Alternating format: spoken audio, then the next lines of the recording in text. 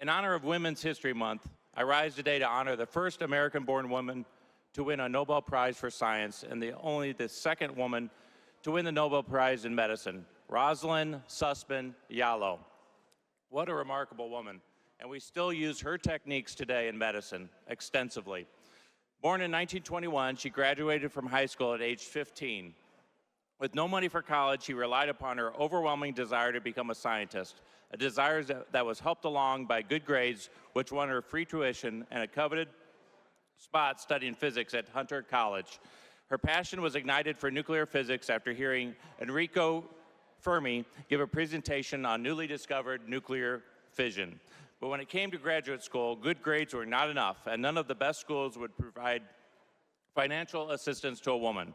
Therefore, in her senior year at Hunter, Yalow took a secretarial job with a biochemist at Columbia University. She was offered a teaching assistant position at the College of Engineering at the University of Illinois at Urbana-Champaign. There she could continue her education and pursue her dream of becoming a scientist. At the time, she was the only woman among 400 members of the faculty. In 1945, Yalow earned her PhD at U of I in nuclear physics. Through her PhD research, she became adept at building instruments to manipulate and measure radioactive substances. She became the first woman engineer at the Federal Telecommunications Laboratory. Her love for research and nuclear physics led her to New York, where she built and calibrated radiation detection equipment. Because instrumentation was not yet available, Yalow designed and built most of her own equipment. Ultimately, she built a full-fledged radioisotope service. Radioisotopes have become an essential part of medical diagnostic procedures. In combination with imaging devices which register the gamma rays emitted from within, they can be used for imaging to study the dynamic processes taking place in various parts of the body. In 1950, Yalow partnered with Dr. Solomon Bersin, and together they discovered radioimmunoassay, RIA, leading to new ways to use radioactive isotopes to measure blood, study iodine metabolism, and diagnose thyroid diseases. The techniques they invented allowed the precise measurements of minute concentrations of antigens in the human body.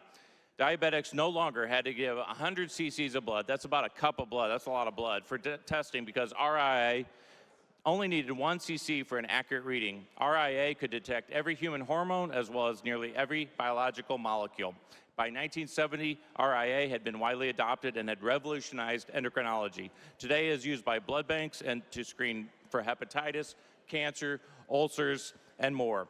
It is also used to screen newborns for thyroid defects. In her remarks at the Nobel banquet, Yalow hoped to inspire young women to enter the field of science.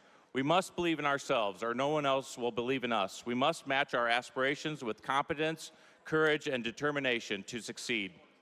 And we must feel a personal responsibility to ease the path for those who come afterwards. The world cannot afford the loss of talents of half its people if we are to solve the many problems that beset us. Rosalyn Yalow earned the Nobel Prize for Physiology in 1997. She is a true trailblazer in medical science.